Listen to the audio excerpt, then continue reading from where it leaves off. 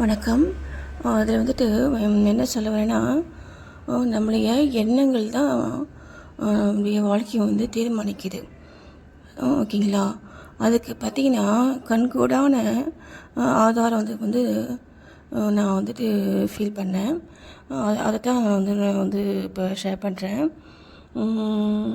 நேற்று வந்து பார்த்திங்கன்னா இந்த பிக்சர் போட்டு, இந்த முருகருடைய பிக்சர் போட்டு நான் அந்த ஓம் முருகா போற்றின்ட்டு ஒரு இது ஒன்று போட்டிருக்கேன். சரிங்களா? நான் நேற்று போட்டேன் பாருங்கள். ஆமாம், இந்த அறுபடை வீடு பிச்சை போட்டிருக்கேன் பாருங்கள். அந்த பாட்டை நான் வந்து பாடிக்கிட்டே இருக்கேன். அப்போ பார்த்தீங்கன்னா இந்த வெளியிலேருந்து கேட்டு வந்து திறக்கிற சத்தம் கேட்டுச்சு. சரிங்களா? கேட்டுச்சு. டக்குன்னு பார்த்தீங்கன்னா அந்த வாய்ஸ் வந்துட்டு அப்படியே வந்துட்டு ஒரு தொண்டை அடைக்குதுன்னு சொல்லுவாங்கள்ல, அந்த மாதிரி வந்து அப்படியே வந்து அடைச்சிடுச்சு. தொண்டை வந்து பாட முடியல. சரிங்களா? பாட முடியல. நான் வந்துட்டு டக்குன்னு வந்துட்டு வந்து ஸ்டாப் பண்ணிட்டேன். அதை போட்டி பாடுறதை இப்போ ஸ்டாப் பண்ணிவிட்டு விட்டுட்டேன்.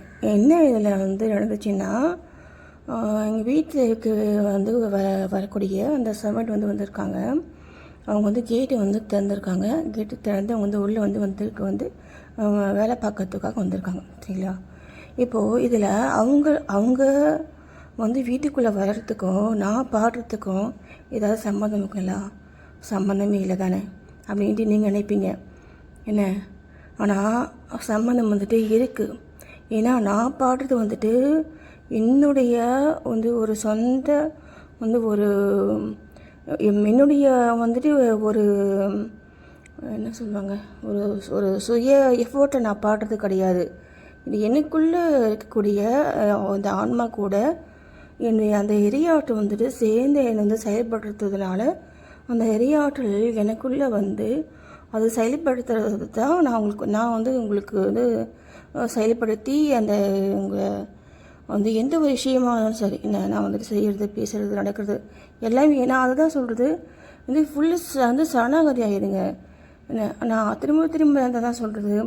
எனக்கு ஒன்றும் தெரியாது, நீ பார்த்துக்கோ எல்லாம் அப்படின்னு நம்ம சொல்லிட்டோம்னா போதுங்க. அது நம்ம கூடவே இருக்கும். தெரியுங்களா? இப்போ பாருங்கள், அதுக்கு தான் அந்த தான் அப்படின்னு சொல்லக்கூடிய அந்த ஒரு அகங்காரம் வந்து நம்மகிட்ட இருக்கக்கூடாது. இப்போ நீங்கள் தான் மேலே போய் பாருங்கள், வானத்தை இவ்வளோ பிரம்மாண்டமாக இருக்குது. சரிங்களா? இவ்வளோ இது மாதிரி பல அண்டங்கள் சேர்ந்து இது எல்லாமே உண்டாக்குன அந்த ஒரு இடையாற்றல் தாங்க வந்துட்டு பெருசு இல்லையா?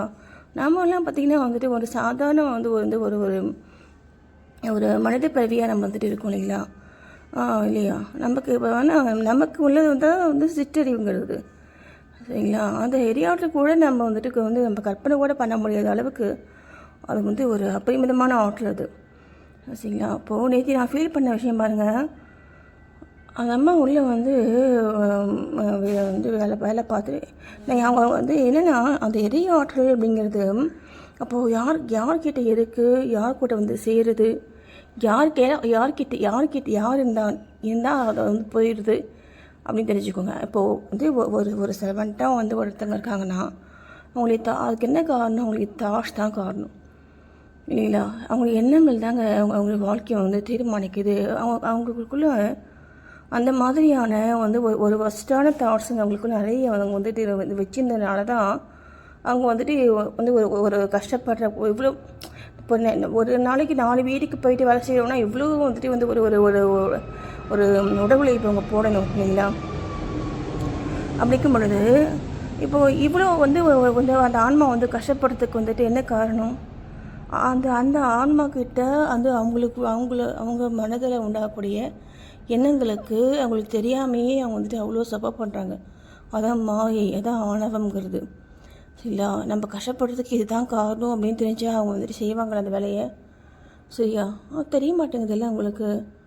அதுதாங்க இந்த மாயை, இந்த ஆணவங்கிறது இது தெரியப்படுத்தாது. சரிங்களா? அதை நம்ம தெரிஞ்சுக்கணும் அப்படின்னாலுமே அந்த கடவுளையை வந்துட்டு ஒரு அருள் வேணுங்க. சரிங்களா? அதுக்கு தான் சொல்கிறது. சும்மா இப்போ பேசிக்காக நம்ம இருக்கக்கூடிய கோயிலுக்கு போங்க.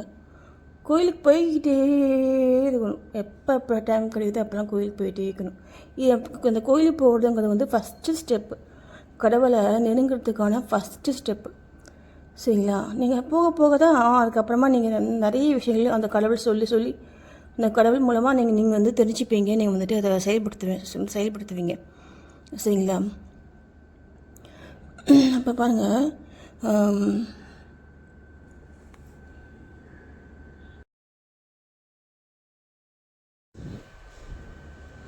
இப்போது இதில் போட்டிருக்கேன் பாருங்கள். இந்த ஃபோட்டோ வந்து பார்த்திங்கன்னா நீங்கள் கொஞ்சம் ஜூம் பண்ணி பார்த்தீங்கன்னா தெரியும். இது வந்துட்டு என்ன அப்படின்னு உங்களுக்கு தெரியும். இதை வந்து பார்த்திங்கன்னா தேவலோக குரோ இது. சரிங்களா. டிவைன் குரோ இது. சரிங்களா. நீங்கள் ஜூம் பண்ணி பார்த்தீங்கன்னா நீங்கள் அந்த பிக்சர்ஸ் கூட நான் வந்துட்டு கிடச்சிச்சின்னா வந்து இந்த வீடியோவில் நான் வந்துட்டு ஜாயின் பண்ணி விடுறேன். அதில் என்னென்னா அந்த மூக்கு வந்து பார்த்திங்கன்னா கொக்கி மாதிரி கீழே வரும். சரிங்களா. அந்த டிவைன் குரோ வந்துட்டு எங்கள் வீட்டு சாப்பாடை வந்துட்டு வந்து எடுக்குது. சரிங்களா. அப்போ பாருங்கள், நம்ம வந்துட்டு எவ்வளோ வந்துட்டு அந்த நம்ம வந்துட்டு வந்து ஒரு ஒரு பிளெஸ்ஸிங்காக நம்ம வந்துட்டு இருக்கிறதுக்கு அந்த கடவுள் வந்து எவ்வளோ வந்து ஒரு சப்போர்ட் பண்ணுறா பார்த்தீங்களா. நான் வந்துட்டு அதுக்கு தான் நான் சொல்கிறது. நம்ம ஏற்றுன அந்த ஒவ்வொரு வழக்குக்கும் பலன் இல்லாமல் போயிடாதீங்க. இப்போலாம் பார்த்தீங்கன்னா நான் வந்துட்டு சாமி கும்பிட்றதே இல்லை. நான் அப்போ பார்த்தீங்கன்னா என்னுடைய மனமே எனக்கு வந்துட்டு கோயிலாக இருக்குது. நான் வந்து வேறு ஒரு மார்க்கத்தில் நான் இப்போ போயிட்டுருக்கேன். ஃபஸ்ட்டு வந்து பக்தி மார்க்கத்தில் இருந்தேன். இப்போ வந்துட்டு இந்த ஞான மார்க்கம், இந்த மாதிரி கர்மயோகம், இந்த மாதிரி வந்துட்டு இன்றைக்கி என்ன வேலைகள் இருக்கிறதுனால அந்த சும்மா மைண்டு வந்து இல்லாமல் நமக்கு பிடிச்சது ஏதாவது வந்து ஒரு வேலையை நம்ம பிஸியாகவே நம்ம வச்சுருக்கோம்னா அதைவே பார்த்திங்கன்னா அது வந்து ஒரு ஒரு யோகமாகவும் ஒரு தியானமாகவும் மாறும். சரிங்களா. அதனால் பார்த்திங்கன்னா நம்ம இப்போ நான் வந்துட்டு இதெல்லாம் வந்துட்டு நம்ம கேட்டால் அதில் வந்து கிடைக்கிது. சரி, இந்த மாதிரிலாம் இருக்குதுன்னு கூட எனக்கு தெரியாது. நேற்று இந்த மாதிரி காக்கா வந்துட்டு நான் பார்த்த அப்புறமா நான் திரும்பி பார்த்தேன். நான் மாடியில் தான் நான் வந்து உட்காந்துருப்பேன். காலையோ அதே மாதிரி சாயந்தரம் சும்மா திரும்பி பார்த்தேன். இது என்ன டிஃப்ரெண்ட்டாக்குன்னா பார்த்தீங்களா. அப்போது பார்த்தீங்கன்னா இது வந்து டிவைன் குரோ. நம்ம வந்துட்டு பார்த்திங்கன்னா நம்மளாம் வந்து தெரியாது நமக்கு இதெல்லாம் தெரியாது. அது அந்த ஏரியாவுடைய வந்து ஒரு கிருபி பெறறதுக்கு அந்த மன தூய்மை மட்டும்தான் முக்கியம். சரிங்களா. நேற்று பார்த்திங்கன்னா நான் வந்து குளிக்கிறேன் சாயந்தரம் கூட நான் வந்துட்டு அப்படியே வந்து ஒரு மனச்சோர்வில் அப்படியே வந்துட்டு விட்டுட்டேன். ஒரு இன்ட்ரெஸ்ட் இல்லாமல் வந்துட்டு போயிடுது. சரிங்களா. அப்போது அந்த மாதிரியான வந்து ஒரு சூழ்நிலையில் கூட அந்த அந்த காடு பாருங்கள் நமக்கு எவ்வளோ வந்துட்டு ஒரு சப்போர்ட் பண்ணா பாருங்கள். வாய்ப்பு கிடைக்கும் பொழுதுலாம் எனக்கு நிறைய வந்து ஒரு நிறைய டைம் வந்துட்டு எனக்கு வந்து ஒரு ரொம்ப சப்போர்ட்டாக வந்துட்டு இருக்கிறதுக்கான வந்து பார்த்திங்கன்னா நம்ம மனதில் இருக்கக்கூடிய அந்த ஒரு நல்ல மனது தான் காரணம். அதே மாதிரி நல்ல மனது வந்து உங்கள்கிட்டயே இருக்குன்னா நீங்கள் கேட்காமையே உங்களுக்கு எல்லாமே கிடைக்கும். இதுதான் ட்ரூத்து. சரிங்களா. இதுக்கு மேலே நான் வந்துட்டு என்ன சொல்ல முடியும். நம்ம எதுக்குமே நம்ம கேட்டு வாங்கணும்னு அவசியம் இல்லைங்க. நம்ம கடவுள்கிட்ட அதை நீங்கள் கடவுளே கேளுங்க. கடவுளே கேட்டிங்கன்னா உங்களுக்கு தேவையான எல்லாமே கொடுப்பாரு. எல்லோரும் நல்லா இருக்கணும்னு மட்டும் நீங்கள் அந்த ஒரு நல்ல தாட் நீங்கள் வச்சுக்கோங்க. எனக்கு இருக்கிறது எல்லாமே மற்றவங்களுக்கு கிடைக்கணும்னு நினைங்க. உங்களால் முடிஞ்ச ஹெல்ப் வந்து ஒரு ஹெல்ப்பை பண்ணுங்கள் மற்றவங்களுக்கு.